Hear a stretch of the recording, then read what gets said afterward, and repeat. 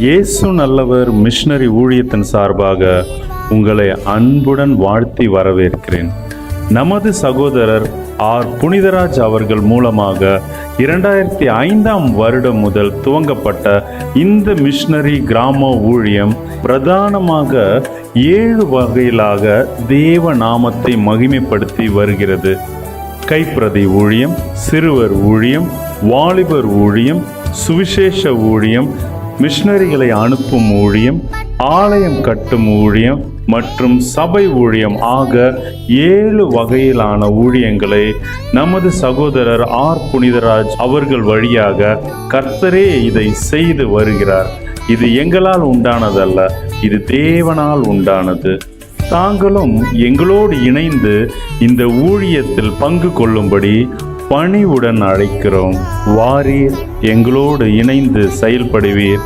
கர்த்தர் தாமே உங்களை ஆசீர்வதிப்பாராக. ஆமென். சரி, கர்த்தருடைய பரிசுத்த நாமத்திற்கு மகிமை உண்டாவதாக. இந்த நாளிலேயும் இந்த 3 வாரங்களை கர்த்தர் நமக்கு ஆசீர்வாதமாய் கடந்து வருவதற்கு ஆண்டவர் நம்ம கூட இருந்தார். உலகம் முழுவதும் வியாதியினால, பலவீனங்களால் மக்கள் எவ்வளோ பாதிக்கப்பட்டு பெரிய துக்கத்தில் தான் இன்னைக்கு மக்கள் வாழ்கிறாங்க. எனக்கு நேற்றுக்கு ஒரு இடத்துல நாங்கள் ப்ரேயர் நடத்துகிறோம். அதில் ஒரு சகோதரிக்கு 2 காலும் பாதிக்கப்பட்டு நல்லா தூங்கி 5 வருஷம் ஆச்சுன்றாங்க. 5 வருஷமாக தூக்கம், ஒரு அரை மணி நேரம் 1 மணி நேரம் அவ்வளோதான் தூக்கம். அந்த அளவுக்கு அவங்களுக்கு சரீர பலவீனம். அந்த சூழ்நிலையில் கர்த்தர் நம்மளை பாதுகாத்தார். ஆண்டவருக்கு நன்றி. சில சூழ்நிலைகள் நமக்கு பாதிப்பை கொண்டு வரும்போது பயப்படாதுங்க. ஆண்டவர் அதனால தான் சொன்னார், நீ பயப்படாதே, நான் உன் கூட இருப்பேன்னு ஆண்டவர் சொல்லி இருக்கிறார். இயேசு நம்ம கூட இருக்கிறார், நம்மளை நடத்துகிறார். நம்ம கூட இருந்து ஆசீர்வாதமாய் நம்மளை கர்த்தர் நடத்தி வருகிறார். அதனால நீங்க பயப்படாதுங்க. பயந்துட்டேன்னா சரீரம் பலவீனப்படும். பயந்துட்டேன்னா நம்ம ஜெபிக்க முடியாது. பயந்துட்டேன்னா ஒரு சோர்வு அசதிகள் வந்துடும். எதுக்குமே நம்ம பயப்படவே கூடாது, தைரியமா இருக்கணும். சத்துருவே, சாத்தானே, பிசாசே, நீ இவ்வளவு பெரிய இதுதான் உன்னால கொண்டு வர முடியும், இதை காட்டிலும் இயேசு பெரியவர். அல்லேலூயா. ஒரு பிசாசு பிடிச்ச ஒரு வாலிபன் பிரேத கல்லறையில எத்தனையோ வருஷங்கள், அவனுக்கு முன்ன அந்த சாத்தான் பாருங்க, அந்த இயேசு அது வழியா போறாரு. இவன் வேகமா அந்த பிசாசு அவருக்கு பாதத்துல விழுறான். பாதத்துல விழுந்து கிடக்குறான். இயேசு நாமத்தில் போ பிசாசே, அவ்வளவுதான். அந்த பேய், அந்த பிசாசு அவனை விட்டு வெளியேறி போய்விட்டது. ஆமென். சோதரன், கர்த்தருக்கு நன்றி. அந்த அளவுக்கு தேவ வல்லமை தான் பெரிது. அப்ப ஆண்டவருக்கு வல்லமையை தரித்து கொள்ளுங்க. ஆண்டவருடைய அபிஷேகத்தை பெற்றுக்கொள்ளுங்க. ஆண்டவருடைய கிருபையை நம்ம பெற்றுக்கொள்ளுங்க. அபிஷேகத்தையும் கிருபையும் வல்லமையும் பெற்றுக்கொண்டா நம்மளை ஒருத்தங்களும் அசைக்க முடியாது, எந்த சத்துருவும் தொட முடியாது, எந்த பிசாசு நம்மளை ஒன்றும் சேதப்படுத்த முடியாது. மந்திரவாதம் செஞ்சு பார்ப்பாங்க. மந்திரவாதியை கொண்டு வச்சு அவன் பூஜை செஞ்சு இதெல்லாம் பண்ணும்போது உனக்கு தான் செலவு, அந்த செய்கிறவங்களுக்கு தான் செலவு. நமக்கு என்ன, ஒரு பிரச்சனையும் இல்லை. நம்மளை ஆண்டவர் வேலி அடைத்து பாதுகாக்கிறார். தூதர்களை கர்த்தர் அனுப்பி இருக்கிறார். எந்த சேதமும் நமக்கு வரவே வராது.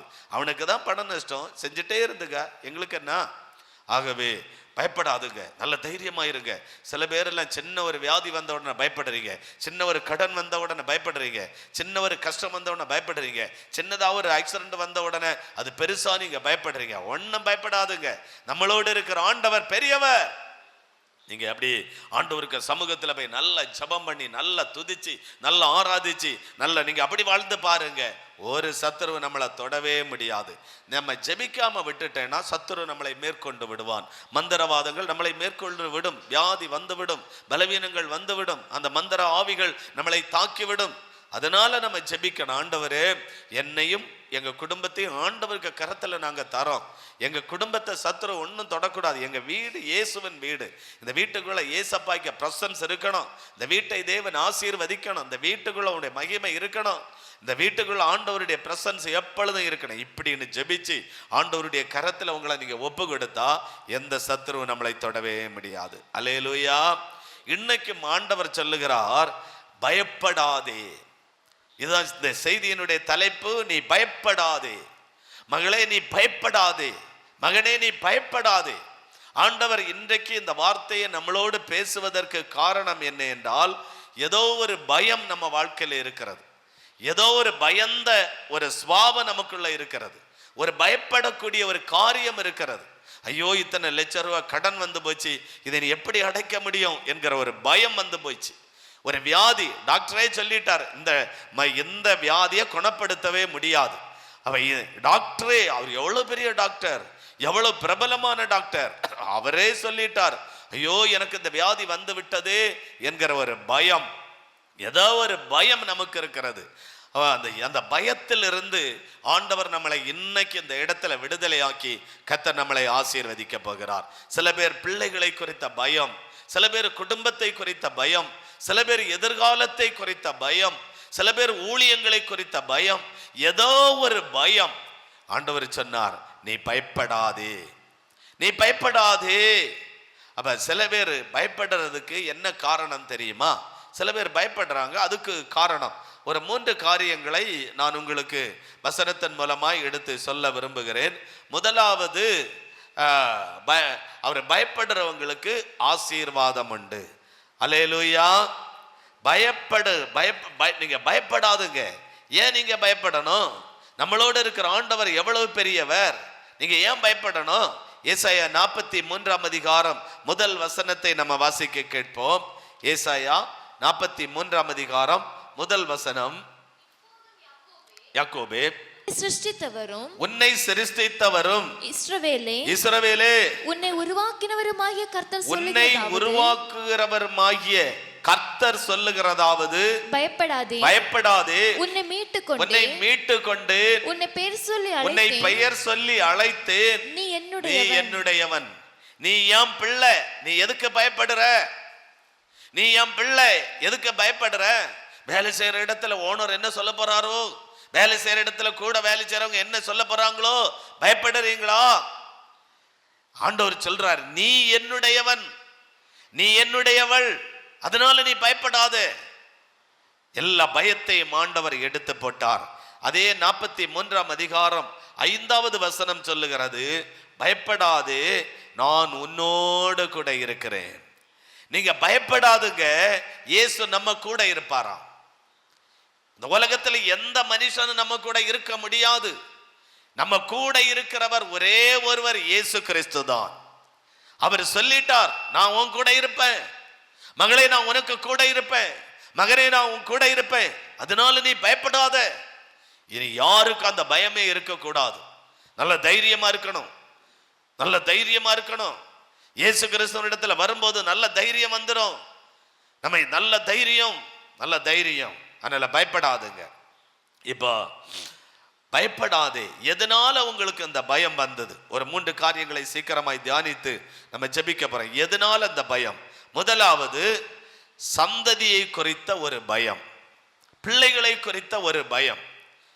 பிள்ளைகளுக்கு திருமணமாக இல்லையே, வயசு இவ்வளவு ஆகி போச்சே, பெண் பிள்ளைகளுக்கு வயசாகி போச்சே, என்ன செய்யறது? இல்ல பண வசதி இல்லையே, என்ன செய்யறது? இந்த மகளை திருமணம் பண்ணி கொடுக்க பண வசதி இல்லையே, என்ன செய்ய? அப்படி என்கிற ஒரு பயம், பிள்ளைகளை குறித்த ஒரு பயம். ஆதியாகமம் 26 அதிகாரம் 24வது வசனம் சொல்லுகிறது, அன்று ராத்திரியிலே கர்த்தர் அவனுக்கு தரிசனமாகி, நான் உன் தகப்பனாகிய ஆபிரகாமுடைய தேவன். ஈசாக்குக்கு ஆண்டவர் தன்னை வெளிப்படுத்துகிறார். எப்படி வெளிப்படுத்துகிறார்?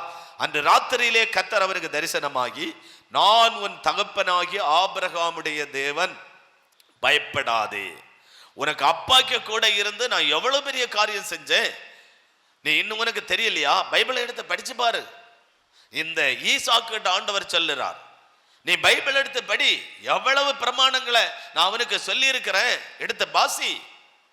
இன்னைக்கு நிறைய பேருக்கு பைபிள் வாசிக்காததுனால இயேசுவை பற்றி ஒன்றும் அறிவில்லை, ஆண்டவரை பற்றி அறிவில்லை, கர்த்தரை பற்றி அறிவில்லை, இயேசு எனக்கு என்ன செய்ய முடியும் என்கிறதே தெரியல. தினமும் 2-3 அதிகாரத்தை காலையில் எழும்பி நல்ல ஞானத்தோடு ஜெபிச்சு அதை வாசித்து பாருங்க. வேதத்தின் மகத்துவங்களை ஆண்டவர் உங்களுக்கு பிரிய வைப்பார். வேதத்தின் ரகசியங்களை ஆண்டவர் உங்களுக்கு பிரிய வைப்பார். ஒரு பயமும் உங்களுக்கு இருக்காது, எந்த பயமும் இருக்காது. இப்ப ஆண்டவர் சொல்றாரு, ராத்திரியிலே கர்த்தர் அவனுக்கு தரிசனமாகி, நான் உன் தகப்பனாகி ஆபிரகாமுடைய தேவன், பயப்படாதே, நான் உன்னோட கூட இருந்து என் ஊழியக்காரனாகிய ஆபிரகாமின் நிமித்தம் உன்னை ஆசீர்வதித்து உன் சந்ததியை பெருக பண்ணுவேன். ஆபிரகாம் நிமித்தம். ஆபிரகாம் ஒரு நீதிமான், அதனாலதான் தாய் தகப்பன் நீதிமானா நடக்கணும்.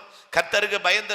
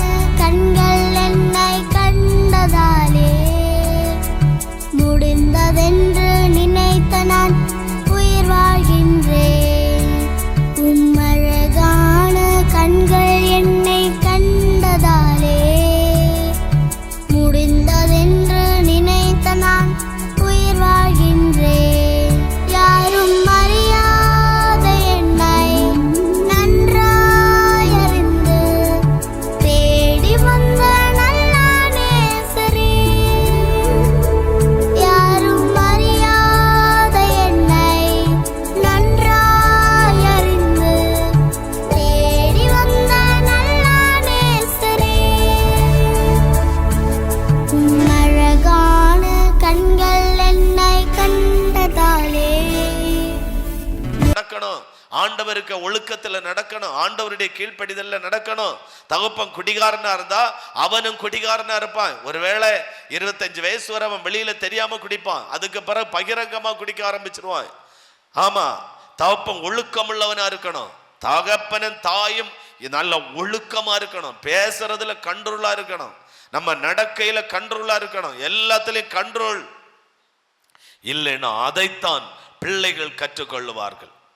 அப்ப ஆண்டவர் சொல்றாரு, ஆபிரகாமின் நிமித்தம் உன்னை ஆசீர்வதித்து உன் சந்ததியை பெருக. ஆபிரகாமுக்கு நிமித்தம், ஈசாக்கினுடைய தகப்பன் ஆபிரகாம் அவ்வளவு ஆண்டவருக்கு பயப்படுகிற, ஆண்டவருக்கு ஒழுக்கம், காணிக்கை கொடுக்கிறது, வாளையும் கட்டுறது, சுவிசேஷம் அறிவிக்கிறது, ஆண்டவருடைய ஜபங்களை பண்றது, எவ்வளவு பெரிய காரியங்கள் அந்த ஆபிரகாம் செய்திருக்கிறான். அப்ப ஆபிரகாம் நிமித்தம் உன்னையும் உன் சந்ததியை நான் ஆசீர்வதிப்பேன். ஆகவே நம்ம நிமித்தம் கர்த்தர் நம்மையும் நம்ம பிள்ளைகளையும் அதுக்கு பின் வருகிற சந்ததியையும் கர்த்தர் விசேஷமாக இனி ஆசீர்வதிக்க போகிறார். ஆதியாகமம் 15ஆம் அதிகாரம் முதல் வசனத்தை கூட நம்ம வாசிக்கும் போது, ஆதியாகமம் 15ஆம் அதிகாரம் முதல் வசனம் சொல்லுகிறது, இந்த காரியம் நடந்த பின்பு கர்த்தருடைய வார்த்தை ஆபிரகாமுக்கு தரிசனத்திலே உண்டாகி, அவர் ஆபிரகாமே நீ பயப்படாதே, நான் உனக்கு கேடகமும் உனக்கு மகாபரிய பலனுமாய் இருக்கிறேன். ஒருவேளை ஆபிரகாமுக்கு ஏதோ ஒரு பயம் இருந்திருக்கலாம். ஐயோ, நமக்கு 2 பிள்ளைகள் 3 பிள்ளைகள் இருந்தால், ஐயோ இந்த பிள்ளைகள் ஒழுக்கத்துல வரணுமே, கீழ்ப்படிதல்ல வரணுமே, ஆண்டவருக்கு பயப்படுகிற பயத்துல வரணுமே, ஆண்டவருக்காய் வளரணுமே, எந்த கெட்ட இதுகளும் வந்துடக்கூடாது, ஆண்டவருக்கு ஸ்பிரிச்சுவல் லைஃபுகள் அந்த பிள்ளைகள் வரணுமே, ஒரு பயம் வந்திருக்கும். அதனாலதான் ஆண்டவர் சொல்றாரு, நீ பயப்படாதே, நான் உனக்கு கேடகமும் உனக்கு பெரிய மகாபலனுமாய், நான் உனக்கு ஒரு பலனுமாய் இருப்பேன். நீ பயப்படாத ஆபிரகாமே, உனக்கு நான் பக்கத்துல ஒரு பலனாய் இருப்பேன். பயப்படாத, உனக்கு நான் பக்கத்துல ஒரு பலனாய் இருப்பேன். சில பிள்ளைகள், நம்ம வீட்டில் உள்ள பிள்ளைகள் அப்படிதான், ஒழுக்கம் கெட்டு கீழ்ப்படிதல் இல்லாம சங்கடமான விஷயங்களா இருக்கும். ஆண்டவரே, பிள்ளைகள் இப்படியே வாழ்ந்தால், பிள்ளைகளை இப்படியே ஜீவித்தால் பிள்ளைகளுடைய வாழ்க்கை எதிர்காலம் பாதிக்கப்படுமே. ஆண்டவரே, பிள்ளைகள் ஏதாவது ஆண்டவருக்கு ஒரு ஊழியம் செய்யக்கூடிய அளவுக்கு பிள்ளைகளுடைய லைஃபை, பிள்ளைகளுடைய வாழ்க்கையை, பிள்ளைகளுடைய எதிர்காலத்தை ஆண்டவரே நீங்க நடத்தணப்பா. அப்படி ஜெபிக்க ஜெபிக்க ஜெபிக்க ஆண்டவர் ஒரு பெற்றோருடைய ஜபத்தை கேட்டு பிள்ளைகளை கர்த்தர் ஆசீர்வதிக்கிறார், பிள்ளைகளை ஒழுக்கத்தில் கொண்டு வருகிறார், பிள்ளைகளை கீழ்ப்படிதலுக்குள்ள கொண்டு வருகிறார், பிள்ளைகளை ஆண்டவருக்கு பயனாளிகளாய் கொண்டு வருகிறார். கீபோர்டு போடுறதுல பயன்படுத்துவார், பிரசங்கம் பண்றதுல பயன்படுத்துவார், சுவிசேஷம் அறிவிக்கிறதுல பயன்படுத்துவார், நல்ல பாடுகிற கிருபைகளை கொடுத்து கர்த்தர் பயன்படுத்துவார். அல்லேலூயா. நல்ல கர்த்தர் பயன்படுத்துவார். எல்லாருக்கும் ஆண்டவர் தாளந்துகளை தந்திருக்கிறார், நல்ல தாளந்துகளை கர்த்தர் நமக்கு தந்திருக்கிறார். பிள்ளைகளை இன்னும் அழகா பாடுறாங்க. எங்களுக்கு மார்த்தாண்டத்துல இது எனக்கு உள்ள ஊழியம், நான் தான் இதெல்லாம் செய்யணும், நான் மட்டும்தான். சில சபைகள் அந்த பிள்ளைகள் வந்து சொல்லுவாங்க, எங்க பாஸ்டர் எங்களை ஸ்டேஜில் கூட நின்று ஒரு பாட்டு பாட வைக்க விட மாட்டார். நாங்கள் கீழே எங்கேயாவது எல்லாருக்கும் கூட்டத்தில் உட்கார்ந்துருந்து ஒரு மைக்கை தருவாங்க, அந்த மைக்கை வச்சு நாங்கள் பாடணும் அப்படின்னு சொல்லுவாங்க. எங்க ஊழியத்தில் இந்த பிள்ளைகளை நாங்கள் உற்சாகப்படுத்துறோம். இந்த பிள்ளைகள் நல்லா பாடட்டும். யூடியூப் எடுத்து பாருங்க, எனக்கு செய்தியோ எனக்கு காரியங்கள் எல்லாம் ரொம்ப கம்மியா இருக்கும், ஒண்ணுமே இருக்காது. ஆனா அந்த பிள்ளைகள் பாடக்கூடிய பாடல்கள், நல்ல பாடுங்க, நல்ல பாடி ஆராதிங்க, நல்ல நல்ல பாடுங்க, எல்லாரும் பார்க்கட்டும். அப்படி பிள்ளைகளை உற்சாகப்படுத்துகிறோம். இப்ப உற்சாகப்படுத்தி படுத்தி படுத்தி இப்ப வாலிப பிள்ளைகள் எல்லாம் நிறைய வர ஆரம்பிச்சிருக்கிறாங்க. நாங்க பாடுறோம், நாங்க பாடுறோம், நாங்க பாடுறோம். அப்படி வரணும். போதகர்கள் உற்சாகப்படுத்தணும், சபை விசுவாசிகளை நல்ல உற்சாகப்படுத்தணும். உனக்கு இந்த கிருபை இருக்கு, இந்த தாளந்து இருக்கு, இதை நீ பயன்படுத்தணும். நீங்க உற்சாகப்படுத்தி பாருங்க உங்க பிள்ளைய, வேற யாரையும் வேண்டாம். உனக்கு நல்ல தாளந்து இருக்கு, நல்ல பாடுப்பா, நல்ல தாளந்து இருக்கு, நீ கீபோர்டு போடு, நல்ல தாளந்து இருக்கு, நல்ல தாளந்து. அபிஷேகெல்லாம் கீபோர்டு இன்னைக்கு நல்ல ஓரளவுக்கு படிச்சு வந்துட்டான். கீபோர்டுல அவன் முதல்ல ஒழுக்கங்கிட்டு இருந்து நல்ல எப்படி எல்லாமோ ஆண்டவர் கிருபையினாலே ஓரளவுக்கு ஒழுக்கத்துக்குள்ள வந்து இப்போ அந்த மைண்ட் எல்லாமே கீபோர்டுக்குள்ள மாறி எப்போ பார்த்தாலும் கீபோர்டு. சர்ச்சுகளுக்கெல்லாம் போகிறான், பிஸியாக இருக்கிறான். இப்போ ஹாஸ்பிட்டலுக்கு வேலைக்கு போகணும், இன்னும் ஹாஸ்பிட்டலில் வேலைக்கு போகிற பேஷண்ட்டை எல்லாம் வீடுகளில் போய் பார்க்கறதுக்கு கூப்பிடுறாங்க. வா எங்கள் வீட்டில் எனக்கு மருந்து செய், மருத்துவம் செய், இதெல்லாம் செய். அப்படி ஏதோ கிடைக்குமா இருக்கும், எப்படியோ பிஸியாக இருக்கிறான். இப்போ அடுத்தது அதுக்குள்ள இன்னும் கீபோர்டில் இன்னும் இந்த விஷயம் இருக்கு, அந்த விஷயம் இருக்கு. ஓடுவான் அங்கே இந்த இடம், இந்த பள்ளியாடி பக்கத்தில் அங்கே ஓடுவான், கீபோர்டு கொண்டு ஓடுவான், ஓட்டம் பிஸி. அப்படி பிள்ளைகளை நீங்க மாற்றுங்க. பெற்றோருடைய கடமை அது. வந்து ஐயோ என் பிள்ளை கீழ்ப்படிதல் இல்லை, ஐயோ என் பிள்ளை ஒண்ணுக்கு பிரயோஜனம் இல்லை, ஐயோ என் பிள்ளை இப்படி தருதலையா நடக்கு. அப்படி அல்ல. அந்த பிள்ளைக்குள்ள ஒரு கிருபை இருக்கிறது, அந்த பிள்ளைக்குள்ள ஒரு அபிஷேகத்தை ஆண்டவர் வைத்திருக்கிறார், அந்த குழந்தைக்குள்ள ஒரு வரத்தை வைத்திருக்கிறார், அந்த அந்த குழந்தைக்குள்ள ஒரு வல்லமையை தேவன் வைத்திருக்கிறார். அல்லேலூயா. அப்படி ஒரு வரம், வல்லமை, கிருபையை ஆண்டவர் வைத்திருக்கிறார். ஆகவே உங்க பிள்ளைகளை கட்டாய நீங்க ஆண்டவருக்கு என்று வளர்த்துங்க, இயேசுவுக்காக வளர்த்துங்க, கர்த்தருக்காக வளர்த்துங்க. இப்ப போறான் இல்ல சபை சபையா, உபவாச கூட்டமா, ராத்திரி ஜபமா, அவன் அந்த டியூட்டி அனுசரிச்சு பிஸியா போறான். அப்ப வேற ஒண்ணு சிந்திக்கிறதுக்கு நேரம் இருக்காது, டைம் இருக்காது. ஆகவே ஆண்டவருடைய பிள்ளைகளை பயப்படாதுங்க, பிள்ளைகளை குறித்து பயப்படாதுங்க. பிள்ளைகளுக்காக ஜெபம் பண்ணுங்க, பிள்ளைகளை ஆண்டவருடைய கரத்துல தந்து ஜெபம் பண்ணுங்க. பிள்ளைகளை ஊழிய அனுபவத்துக்குள்ள விடுங்க. பிள்ளைகள் ஆண்டவருக்கு ஊழியத்தில் ஏதாவது ஒண்ணு செய்யட்டும். சின்ன வயசுன்னு பார்க்காதுங்க. மரத்தாண்டத்தில் சின்ன பிள்ளைகள் என்ன ஒரு 5லயும் 6லயும் படிக்க பிள்ளைகள் வந்து என்ன அழகா கீபோர்டு போடுது. அந்த அந்த அந்த பேர் அந்த தாய் அவங்க பிள்ளைகளை கொண்டு வருவாங்க, கொண்டு வந்து கீபோர்டு பிள்ளைகள் 5ல 6ல படிக்க பிள்ளைகள் என்ன அழகா கீபோர்டு போடுறாங்க. விடுங்க பிள்ளைகளை.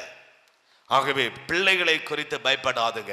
ஆபிரகாமுக்கு தன்னை ஆண்டவர் வெளிப்படுத்தி, ஆபிரகாமே உன் சந்ததியை குறித்து நீ பயப்படாது, அவன் என்னுடையவன், நான் அவனை பார்த்துக் கொள்ளுவேன். ஈசாக்கை கர்த்தர் அவரை விதமாய் ஆசீர்வதித்தார். அந்த பயத்திலிருந்து ஆபிரகாமுக்கு ஒரு விடுதலை. இயேசு ஒரு மனிதனை சந்திக்கும் பொழுது அந்த பயத்திலிருந்து ஒரு விடுதலை. நம்ம பிள்ளைகள் நல்ல பாட்டு பாடி, நல்ல ஜெபம் பண்ணி, நல்ல ஆண்டவருக்குள்ள நல்லா இருந்தா நமக்கெல்லாம் எவ்வளவு பெரிய ஒரு சந்தோஷமா இருக்கு இல்லையா? கண்டிப்பா எல்லாருக்கும் நமக்கு ஒரு பெரிய சந்தோஷம். இந்த உலகத்துல நமக்கு பிள்ளைகள் தான் ஒரு பெரிய ஆசீர்வாதம், பிள்ளைகள் தான் ஒரு பெரிய சந்தோஷம், பிள்ளைகள் தான் நமக்கு எல்லாமே இந்த இந்த இந்த காலத்துல. ஆகவே பிள்ளைகளை ஆண்டவருக்குள்ள வளர்த்த வேண்டிய பொறுப்பு, அந்த ஞானத்தை ஆண்டவரிடத்திலிருந்து கேட்டு வாங்கி அந்த பிள்ளைகளை கர்த்தருக்காகவே நீங்க வளர்த்துங்க, கர்த்தருக்காகவே ஒப்புக்கிடுங்க. நீங்க அதெல்லாம் செஞ்சு பாருங்க, பிள்ளைகள் ஆண்டவருக்குள்ளே அப்படியே நல்லா இருப்பாங்க, கர்த்தருக்கு சேவை செய்யட்டும். 2வது ஆண்டவர் சொல்லுகிறார், பயப்படாதே, கடன் அடைத்து கர்த்தர் உன்னை ஆசீர்வதிப்பார். கடன் தானே உனக்கு பிரச்சனைப்பா. இப்ப 10 லட்சம் 15 லட்சம் 25 லட்சம் அல்லது 1 கோடி கடன், கடன் தானே பிரச்சனை. ஆண்டவர்கிட்ட வாங்க, கர்த்தரிடத்துல வாங்க, இயேசுகிட்ட வாங்க, ஆவியானவர்கிட்ட வாங்க, ஏசப்பா கிட்ட வாங்க. ஆமா வந்துருங்க. கடன் அடைப்பதற்கு கர்த்தர் கிருபை செய்வார். கடன் வரும், நல்ல காரியம் செய்யும் போது கொஞ்சம் கடன் வரும். ஆனா அந்த கடனை அடைப்பதற்கு எப்படி நம்மளால அடைக்க முடியும்? அந்த ஞானம் தேவை, அறிவு தேவை. பேங்குக்காரன் எல்லாம் வா வான்னு கூப்பிட்டு கிடக்குறான். டெய்லி 4 ஃபோன் வரும், வா வா நான் உனக்கு தாரேன் வா. கண்ட இடத்துல போய் எல்லாத்தையும் வாங்கி கட்டிட்டு கையெழுத்தை போட்டு கொடுத்து டாக்குமெண்ட்டையும் கொண்டு கொடுத்தீங்கன்னா கட்ட முடியாம ஆயிரும். இப்ப 10 லட்சம் ரூபா 50 லட்சம் ரூபா நம்ம வாங்குறேன்னா இதை எப்படி இஎம்ஐ கட்ட முடியும்? யோசித்து தான் நம்ம வாங்கணும். ஆமா, கடன் தரவன் தந்துருவான், அதுக்கப்புறம் அந்த வீடெல்லாம் அவனுக்கு பேர்ல இருக்கும், ஒன்றும் பண்ண முடியாது. ஆகவே ஆண்டவருடைய பிள்ளைகளே, கடனை அடைப்பதற்கு ஆண்டவர் கிருபை செய்வார். எங்களுக்கு கடன் வந்துச்சு, அபிஷாக்க கல்யாணத்துக்கு நல்ல கடன் வந்துச்சு. அந்த கடனை எல்லாம் அடைப்பதற்கு நாங்க எல்லாரும் வேலை செய்யறோம். அபிஷேக் வேலை செய்யறான், இவன் வேலை செய்யறான், பேன் ஓடுது, அதுல வருமானம், இன்னும் ரப்பர் பால்ல வருமானம், இதையெல்லாம் வச்சு இயேசு நல்லவர் மிஷனரி ஊழியத்தின் சார்பாக உங்களை அன்புடன் வாழ்த்தி வரவேற்கிறேன். நமது சகோதரர் ஆர் புனிதராஜ் அவர்கள் மூலமாக 2005ஆம் வருடம் முதல் துவங்கப்பட்ட இந்த மிஷனரி கிராம ஊழியம் பிரதானமாக 7 வகையிலாக தேவ நாமத்தை மகிமைப்படுத்தி வருகிறது. கைப்பிரதி ஊழியம், சிறுவர் ஊழியம், வாலிபர் ஊழியம், சுவிசேஷ ஊழியம், மிஷனரிகளை அனுப்பும் ஊழியம், ஆலயம் கட்டும் ஊழியம் மற்றும் சபை ஊழியம் ஆக 7 வகையிலான ஊழியங்களை நமது சகோதரர் ஆர் புனிதராஜ் அவர்கள் வழியாக கர்த்தரே இதை செய்து வருகிறார். இது எங்களால் உண்டானதல்ல, இது தேவனால் உண்டானது. தாங்களும் எங்களோடு இணைந்து இந்த ஊழியத்தில் பங்கு கொள்ளும்படி பணிவுடன் அழைக்கிறோம். வாரீர், எங்களோடு இணைந்து செயல்படுவீர். கர்த்தர் தாமே உங்களை ஆசீர்வதிப்பாராக. ஆமென். 5 காசு கூட வீணா செலவழிக்காம இந்த வரக்கூடிய வருமானங்களை எல்லாம் சேர்த்து சேமிச்சு 1 ரூபா 2 ரூபா வீண் செலவுகள் பண்ணாம அப்படியே நம்ம சேர்த்து சேர்த்து சேர்த்து வச்சு கடன் எல்லாம் அடைச்சு ஓரளவுக்கு நெருங்கி வருது. இன்னும் கொஞ்சம் தான் இருக்கு. ஞானம் வேண்டும், நல்ல புத்தி வேண்டும், நல்ல அறிவா வாழணும். பயப்படாதே, கடன் அடைக்க ஆண்டவர் கிருபை செய்வார். இயேசுவை தேடுங்க, ஆண்டவரை தேடுங்க, கர்த்தரிடத்துல போங்க. அந்த கடன் அடைப்பதற்கு ஆண்டவர் வழிகளை திறந்து தருவார். இங்க பாருங்க, 2 ராஜாக்கள் 4ஆம் அதிகாரம் முதல் வசனத்திலிருந்து சில வசனங்களை வாசிக்கும் போது அங்க தீர்க்கதரிசியினுடைய புத்திரரில் ஒருவனுக்கு மனைவியாயிருந்த ஒரு ஸ்திரீ, அவளுக்கு கடன். ஒரு தீர்க்கதரிசி, ஒரு ஊழியக்காரன், அவருடைய மனைவிக்கு கடன்.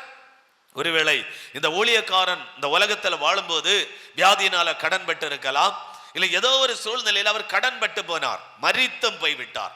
மனைவி 2 பிள்ளைகள், என்ன செய்ய முடியும்? இந்த மனைவி இதுவரையிலும் வேலைக்கு போய் பழக்கமே கிடையாது, எங்கேயுமே வேலைக்கு போய் எந்த பழக்கமும் இல்லை. ஒருவேளை கணவனுக்கு கூட ஊழியத்துக்காக 2 வீட்டில் போய் பிரேயர் பண்ணுவது, வியாதியஸ்தர்களுக்காக ஜெபிப்பது, போராட்டத்தில் இருக்கிறவங்களுக்காக ஜெபிப்பது, அதுதான் அந்த மனைவிக்கு தெரியும், வேற ஒண்ணுமே தெரியாது. ஆனால் பல லட்சங்கள் கடன். கடன் கொடுத்தவங்க வந்து மிரட்டுறாங்க, ஐயோ அந்த மகளை அடிமைப்படுத்துறாங்க, உன் பிள்ளைய நான் தூக்கிட்டு போயிருவேன் பாருன்னு மிரட்டுறாங்க. அந்த மகளுக்கு எவ்வளவு பெரிய வேதனை இருக்கு பாருங்க. இத ஐயோ இப்படியெல்லாம் என்னை மிரட்டுறாங்களே, என்னை கஷ்டப்படுத்துறாங்களே, அப்படி அந்த ஒரு பயம் அவளுக்கு, ஒரு ஆவேசம் எல்லாருக்கும் இருக்கும்.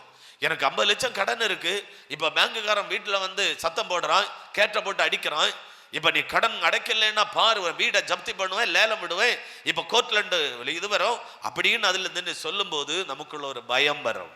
அதே போல இந்த மகளுக்கு ஒரு பயம். இப்ப இவளை பாருங்க, இந்த சகோதரி சேர்ந்து ஜெபிக்கலாம்.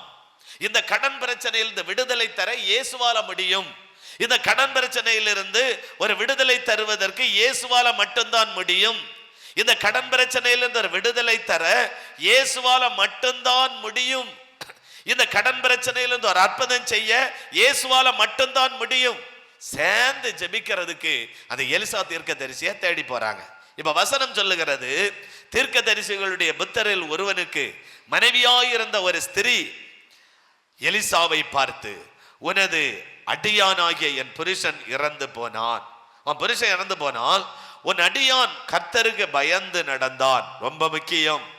அப்ப அந்த புருஷன் கர்த்தருக்கு பயந்து நடந்தான், வீணா செலவு பண்ணல, ஊதாரியா நடக்கல, குடிச்சு வெறிச்சு அப்படி நடக்கல, தப்பா பணங்களை செலவு பண்ணல. வசனம் சொல்லுகிறது, உமது அடியான் கர்த்தருக்கு பயந்து நடந்தான் என்பதை அறிவீர். கடன் கொடுத்தவன் இப்போது என் 2 பிள்ளைகளையும் தனக்கு அடிமையாக்கி கொள்ள வந்தான். பாவம், இவங்களுக்கு இருக்கிறதே 2 பிள்ளைகள், புருஷன் கிடையாது, வேற ஆதரவு கிடையாது, யாருமே இல்லை, 2 பிள்ளைகள் தான் ஒரே ஆதரவு. அந்த பிள்ளைகளை அடிமைப்படுத்தி தூக்கி கொண்டு போக இந்த கடன் கொடுத்தவர்கள் வந்தார்கள். இப்ப பாருங்க, எலிசா அவளை நோக்கி, நான் உனக்கு என்ன செய்ய வேண்டும்? அவன் கேட்கிறான், அந்த ஊழியக்காரன் கேட்கிறான், என்னம்மா உனக்கு நான் என்ன செய்யணும் அப்படின்னு அந்த ஊழியக்காரன் கேட்கிறான். அப்ப வீட்டில் உன்னிடத்தில் என்ன இருக்கிறது? அப்ப உனக்கு நான் என்ன செய்யணும்? அப்பா, எனக்கு கடன் இவ்வளவு லட்சம் ஆகி போச்சு, கடன் அடைக்கிறதுக்கு எந்த சோர்ஸும் இல்லை, நான் வேலைக்கு போய் பழக்கம் இல்லை, நான் யார் இடத்துல போய் கடன் கேட்டும் பழக்கம் இல்லை, இந்த கடனில் இருந்து விடுதலை அடைய எனக்கு வழியே தெரியல, நான் உங்களிடத்துல ஜெபிக்க தான் வந்தேன் அப்படின்னு இவ சொல்றான், அந்த தீர்க்கதரிசிக்கு மனைவி. இப்போ எலிசா சொல்றான், உன்னிடத்துல என்ன இருக்கிறது? உங்ககிட்ட ஏதாவது இருக்கா? ஏதாவது இருக்குதான்னு அவன் கேட்கிறான். அதுக்கு அவன் சொல்றா, அதற்கு அவள், ஒரு குடம் எண்ணெய் அல்லாமல் உமது அடியாளுடைய வீட்டில் வேறு ஒன்றும் இல்லை. ஒரு குடம் எண்ணெய் மட்டும்தான் இருக்கு. ஒரு குடம். அந்த காலத்துல நம்ம சோறு சமைச்சு சாப்பிட மாட்டாங்க. நிறைய பைபிள்ல வாசிக்கும் போது அப்படி தெரியுது. அவங்க ரொட்டி செஞ்சு சாப்பிடுவாங்க. அதனால எண்ணெய் ரொட்டி செய்யறதுக்கு தான் வச்சிருக்காங்க. ஒரு குடம் எண்ணெய் அல்லாமல் வேற ஒன்றும் இல்லை என்று அந்த எலிசா தீர்க்கதரிசியின் இடத்துல இந்த இறந்து போன தீர்க்கதரிசிய மனைவி சொல்ற பாருங்க. அடுத்த வசனம் சொல்லுகிறது, அப்பொழுது அவன், நீ போய் உன்னுடைய அயல் வீட்டுக்காரர் எல்லாரிடத்திலும் அநேகம் வெறும் பாத்திரங்களை கேட்டு வாங்கு. உனக்கு பக்கத்து வீட்டுல தெரிஞ்சவங்க வீட்டுல போய் அந்த பாத்திரங்களை எல்லாம் கேட்டு வாங்கி உன வீட்டுல கொண்டு வா அப்படின்னு அந்த எலிசா தீர்க்கதரிசி இவள்கிட்ட சொல்றான் பாருங்க. இவளும் சில பேரு, அம்மா நீங்க இப்படி செய்யுங்கம்மா, இப்படி உபவாசம் எடுங்க, இப்படி நீங்க இரவு ஜபத்துல காத்துருங்க, இப்படி எல்லாம் பண்ணுனா சொன்னா அது செவிடங்காதுல சங்கூதுற மாதிரி. இந்த ஊழியக்காரனுகளை வேற வேலை கிடையாது, இவன் சொல்றதை நான் கேட்கணும். இப்படி உள்ள மக்கள் தான் இன்னைக்கு குருட்டு கேள்வி கேட்கிறவர்களைத்தான் நிறைய இன்னைக்கு பார்க்கிறோம். அதனால அவங்களுக்கு ஆசீர்வாதமும் இல்லை. இங்க பாருங்க, உன்னுடைய அயல் வீட்டுக்காரர் எல்லாரிடத்திலும் அநேகம் வெறும் பாத்திரங்களை கேட்டு வாங்கு. இவளுக்கு என்னன்னு புரியல. வெறும் பாத்திரங்களை இவன் வாங்க சொல்றானே, இவர் வெறும் பாத்திரங்களை வாங்க சொல்றாரு. வெறும் பாத்திரம் நம்மளா இருந்தா கேள்வி கேட்பான், ஏன்யா உமக்கு வேற என்ன பிடிச்சு போச்சா? வெறும் பாத்திரத்தை நீர் வாங்க சொல்ற, வெறும் பாத்திரத்தை வாங்கி என்னையா பிரயோஜனம்? அந்த பக்கத்து வீட்டுல எல்லாம் போய் வெறும் பாத்திரம். ஆனா அவன் எலிசா தீர்க்கதரிசி, அவன் சொல்லுகிற வார்த்தையை அப்படியே அனுசரித்தாள், அப்படியே கீழ்ப்படிந்தாள். அப்படியே கீழ்ப்படிஞ்சு பாருங்க. 6வது வசனம், அந்த பாத்திரங்கள் நிறைந்த பெண் அவள் தன் மகன் ஒருவனை நோக்கி. இப்போ அந்த பாத்திரங்களை எல்லாம் கொண்டு வச்சாங்க பாருங்க. ஆனா அந்த தீர்க்கதரிசி சொல்றான், ஒரு குடம் எண்ணெய் இருக்குல்ல, அந்த எண்ணெயை எல்லாத்துலயும் ஊத்து, நிறையது வரையிலும் ஊத்து. இவ ஊத்திட்டே இருக்கிறா, அது குறையவே இல்லை. அதுதான் ஆசீர்வாதம். அது ஊத்திட்டே இருக்கிறாங்க, குறையவே இல்லை. அந்த பாத்திரங்கள் நிறைந்த பெண் அவள் தன் மகன் ஒருவனை நோக்கி, இன்னும் ஒரு பாத்திரம் கொண்டு வா என்றாள். அதற்கு அவன், வேற பாத்திரம் இல்லை என்றான். அப்பொழுது எண்ணெய் நின்று, இனி பாத்திரம் இல்லை, இருந்த பாத்திரம் எல்லாம் நிரம்பி வழிந்து விட்டது, இனி பாத்திரம் இல்லை. அப்ப எண்ணெயும் நின்று போச்சு, அவ்வளவுதான், பிடிச்சது. இப்ப 7வது வசனம் சொல்லுகிறது, அவள் போய் தேவனுடைய மனுஷனுக்கு அதை அறிவித்தாள். தேவனுடைய மனுஷன் யாரு? எலிசாட்ட போய் சொல்றா, நீங்க சொன்ன மாதிரி எல்லாத்தையும் ஊத்திட்டே இருந்தேன், அந்த பக்கத்து வீட்டுல இருந்து கொண்டு வந்த பாத்திரங்கள் நிரம்புறது வரையிலும் எனக்கு அங்க எண்ணெய் குறையல. பாத்திரம் எப்ப எல்லாம் நிறைஞ்சதோ உடனே எண்ணெய் நின்று போச்சு. அப்பொழுது அவன், நீ போய் அந்த எண்ணெயை விற்று உன் கடனை தீர்த்து மீந்ததை கொண்டு ஜீவனை பண்ணு. இப்போ இவளுக்கு கடனே அடைச்சு, இனி உலகத்துல நீ எத்தனை வருஷங்கள் வாழ போறியோ அது வரையிலும் இந்த பணத்தை வச்சு நீ வாழ்ந்துக்கா. ஆண்டவர் எவ்வளவு இரக்கமுள்ள தெய்வம். ஒரு ஊழியக்காரனிடத்துல சேர்ந்து ஜெபிக்க போனதுனால எவ்வளவு பெரிய ஆசீர்வாதம். ஒரு ஊழியம் செய்கிற தீர்க்கதரிசியா இருக்கக்கூடிய ஒரு தேவ மனிதனை தேடி போய் ஜெபிச்சதுனால எவ்வளவு பெரிய ஆசீர்வாதம். இதுல கிரகிக்க முடியுதா பாருங்க, இது நம்மளால யோசிக்க முடியுதா பாருங்க.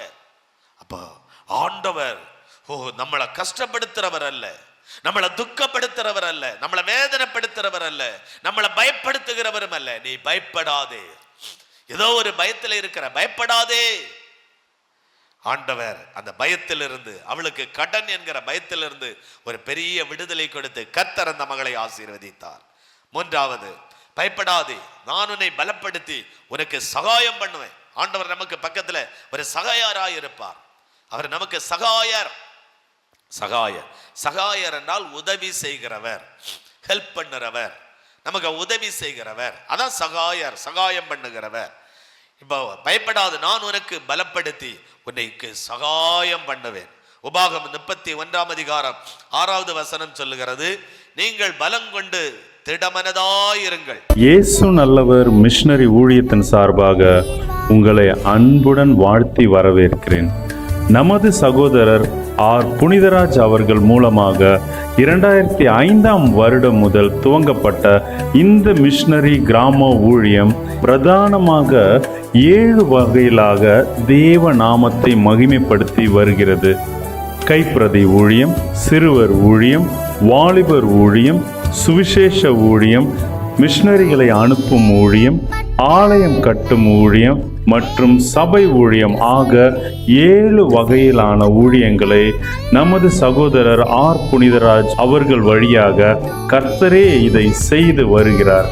இது எங்களால் உண்டானதல்ல, இது தேவனால் உண்டானது. தாங்களும் எங்களோடு இணைந்து இந்த ஊழியத்தில் பங்கு கொள்ளும்படி பணிவுடன் அழைக்கிறோம். வாரீர், எங்களோடு இணைந்து செயல்படுவீர். கர்த்தர் தாமே உங்களை ஆசீர்வதிப்பாராக. ஆமென். அவர்களுக்கு பயப்படவும் திகைக்கவும் வேண்டாம். உன் தேவனாகிய கர்த்தர் தாமே உன்னோடு கூட வருகிறார். அவர் உன்னை விட்டு விலகுவதும் இல்லை, உன்னை கைவிடுவதும் இல்லை என்று சொன்னார். இயேசு உங்களை விட்டு விலக மாட்டார், உங்களை கைவிடவும் மாட்டார். பயப்படாதுங்க, அவர் நமக்கு சகாயராய் இருக்கிறார். அவர் நமக்கு சகாயம் பண்ணுவார். உன்னை பலப்படுத்தி உனக்கு நான் சகாயம் பண்ணுவேன். உன்னை நான் பலப்படுத்தி உனக்கு நான் சகாயம் பண்ணுவேன். சகாயம் பண்ணுவேன். ஏசாயா 41 அதிகாரம் 14வது வசனம் சொல்லுகிறது, பயப்படாதே, நான் உனக்கு துணையா இருப்பேன். ஒரு துணை நமக்கு தேவை, ஒரு சர்வ வல்லமையுள்ள ஒரு துணை நமக்கு தேவை. இயேசு நமக்கு நல்ல ஒரு துணையாளர். ஒரு பிரச்சனை வராது, போராட்டம் வராது, கர்த்தர் நமக்கு துணையாயிருப்பார். 15வது வசனம் சொல்லுகிறது, கர்த்தர் நான் உன் வலது கையை பிடித்து பயப்படாதே, நான் உனக்கு துணை. வலது கரத்தை பிடிச்சு ஆண்டவர் நமக்கு துணையாயிருப்பார். எப்பொழுது நமக்கு துணையாயிருப்பார்? வேலை செய்யற இடத்துல துணையாயிருப்பார். நீங்க போகிற வருகிற இடங்கள்ல துணையாயிருப்பார். நீங்க வசிக்கக்கூடிய வீட்டில் ஆண்டவர் உங்களுக்கு துணையாயிருப்பார். வேலை செய்கிற இடங்கள்ல கர்த்தர் துணையாயிருப்பார். வாழ போகிற வீட்டில் ஆண்டவர் துணையாயிருப்பார். ஆண்டவர் துணையாயிருப்பார். துணையாயிருக்கிற ஒரு தேவன். அல்லேலூயா. அவர் துணையாயிருப்பார். பயப்படாதுங்க. ஏன் நீங்க பயப்படணும்? பயப்படாதுங்க, கர்த்தர் உங்களுக்கு துணையாயிருப்பார். அப்படியே நம்ம எல்லாரும் ஜெபிப்போமா? அப்படியே எழுந்திருங்க. அப்படியே 2 நிமிஷம் சோத்திரம். அப்படியே எல்லாரும் ஒரு 4 நிமிடம் தான் இருக்கிறது, சரியாக முடிக்கலாம். அப்படி எல்லாரும் எழுந்திருங்க. ஆண்டவர் பயப்படாத மகளே, நீ பயப்படாத மகனே, நீ பயப்படாத. உனக்கு பயத்திலிருந்து ஒரு விடுதலை கொடுக்கத்தான் சிலுவையிலே நான் ரத்தம் சிந்தி என்னுடைய கரத்தை பார். என்னுடைய கரத்திலே அடிக்கப்பட்ட ஆணி, அந்த தழும்புகளை பார். என் தழும்பினால நீ விடுதலை ஆக போகிறாய். பயத்திலிருந்து விடுதலை, பிள்ளைகளால பயம், அந்த பயத்திலிருந்து விடுதலை. ஆமென். கடன், அதனால வந்த பயம், அதிலிருந்து ஒரு விடுதலை. உங்களுக்கு சகாயிக்க யாரும் இல்லை, உதவி செய்யறதுக்கு யாரும் இல்லையே, ஒரு பயம். பிள்ளைகள் என்ன திரும்பி பார்க்கல, உதவி செய்யல. கணவன் என்னை புரிந்து கொள்ளல, உதவி செய்யல. ஆமென். பிள்ளைகள் பெற்றோரை கவனிக்கல, உதவி செய்யல. பெற்றோர் பிள்ளைகளை உதவி செய்யல, கவனிக்கல. ஒரு சகாயம் இல்லையே. ஆண்டவர் உங்களுக்கு ஒரு பெரிய சகாயராய் இருப்பார். ஆண்டவர் உங்களுக்கு ஒரு பெரிய சகாயராய் இருந்து கர்த்தர் உங்களை நடத்துவார். ஹல்லேலூயா. ஆண்டவரே, எல்லாரும் ஜெபம் பண்ணுங்க, ஜெபம் பண்ணுங்க. ஆண்டவரே, எனக்கு நீர் மாத்திரமே சகாயர், எனக்கு ஒரு சகாயம் பண்ணுங்கப்பா. எனக்கு நீங்க ஒரு சகாயராய் இருந்து எனக்கு சகாயம் பண்ணுங்க ஆண்டவரே. ஏசப்பா, எனக்கு ஒரு சகாயம் பண்ணுங்க ராஜா. ஹல்லேலூயா. இயேசுவே ஸ்தோத்திரம் ஆண்டவரே. எந்த சூழ்நிலையும் அவர் அன்பினின்று என்னை பிரிக்காது காத்து கொள்வார். எந்த சூழ்நிலையும் அவர் அன்பினின்று என்னை பிரிக்காது காத்து கொள்வார். என்னை நம்பி அவர் தந்த பொறுப்பதனை அவர் வரும் வரை காத்து கொள்வேன். என்னை நம்பி அவர் தந்த பொறுப்பதனை அவர் வரும் வரை காத்து கொள்வேன். ஆனந்தமே பரமானந்தமே இது மாபெரும் பாக்கியமே. ஆனந்தமே பரமானந்தமே இது மாபெரும் பாக்கியமே. இந்த பாதலத்தில் சொந்தக்காரரவர் எந்த உள்ளத்தில் சொந்தமானார். இந்த பாதலத்தில் சொந்தக்காரரவர் எந்த உள்ளத்தில் சொந்தமானார். பயப்படாதுங்க. உங்களுக்கு பிள்ளைகளை குறித்து தானே பயம். அந்த பிள்ளையை நானே பார்த்து கொள்றேன். அவன் என் மகன் நான் பார்த்து கொள்றேன். அந்த பிள்ளை குறித்து நீங்க பயப்படாதுங்க. உங்களுக்கு கொஞ்சம் லட்சம் கடன், அவ்வளவுதானே. இந்த கடன் எனக்கு லேசான ஒரு காரியம், நான் அடைச்சிடுறேன். நீங்க பயப்படாதுங்க. உங்களுக்கு யாரும் ஒரு சகாயம் இல்லை. கணவனோ அண்ணன் தம்பியோ பிள்ளைகளோ குடும்பத்தில் யாருமே ஒரு உதவி இல்லை, சகாயம் இல்லை. நீங்க பயப்படுறீங்களா? நீங்க பயப்படாதுங்க. உங்களை சகாயிக்கிற ஒரு கர்த்தர் இருக்கிறார். ஆண்டவரே, இந்த நாளில் கர்த்தர் எங்களுக்கு ஒரு நல்ல ஆராதனை தந்தீர், நல்ல ஒரு ஜபத்தை தந்தீர். பயப்படாத, எதுக்கு நீ பயப்படாத. நல்ல ஒரு சகாயராய் இருந்து கர்த்தர் நம்மளை நடத்துகிற அன்பிற்காக ஸ்தோத்திரம். இந்த இடத்துல இந்த நாளிலே வந்து கர்த்தருடைய வசனங்கள் வார்த்தைகளை கேட்ட தேவ பிள்ளைகள் இனிமேல் பயப்படாதபடி இந்த பிள்ளைகளை ஆசீர்வதிங்க, சந்ததி ஆசீர்வதிங்க. ஆண்டவரே, பயத்தை எடுத்து போடுங்க. பிள்ளைகள் ஆண்டவரே, என்ன பிள்ளைகளுக்கு அதனால எந்த பயம் வராதபடி அந்த பயத்திலிருந்து விடுதலை தாரும். கடனிலிருந்து ஆண்டவரே விடுதலை தந்து ஆசீர்வதியும். உலகத்தில் எந்த ஆதரவும் இல்லாம பிள்ளைகள் வருத்தத்தோடு இருக்கிறாங்க. பிள்ளைகளை ஆசீர்வதியும். உங்க அன்பு கருத்துக்களை தாழ்த்தி தருகிறோம். இயேசு கிறிஸ்துவின் நாமத்தில் ஜெபிக்கிறோம். ஜெபங்களும் ஜீவனுள்ள எங்கள் நல்ல பிதாவே, ஆமேன். எல்லாரும் சேர்ந்து சொல்லுவோம். என் ஆத்துமாவே கர்த்தரை ஸ்தோத்தரி, என் முழு உள்ளமே அவருடைய பரிசுத்த நாமத்தை ஸ்தோத்தரி. என் ஆத்துமாவே கர்த்தரை ஸ்தோத்தரி, கர்த்தர் செய்த சகல உபகாரங்களை மறவாதே. ஆமேன். ஆசீர்வாதம் நம்முடைய கர்த்தராகிய இயேசு கிறிஸ்துவினுடைய கிருபையும் பிதாவாகிய தேவனுடைய அன்பும் பரிசுத்த ஆவியானவருடைய சிநேகமும் இன்றும் என்றும் என்னென்றும் சதா காலங்களிலும் இந்த இடத்திலே கடந்து வந்திருக்கிற ஒவ்வொரு பிள்ளைகளோடும் குடும்பத்தோடும் கூட இருப்பதாக. ஆமேன், ஆமேன். அல்லேலூயா, அல்லேலூயா, அல்லேலூயா. ஆண்டவர் உங்கள் எல்லாரையும் ஆசீர்வதிப்பார். பயப்படாதுங்க. கர்த்தர் நல்லவர்.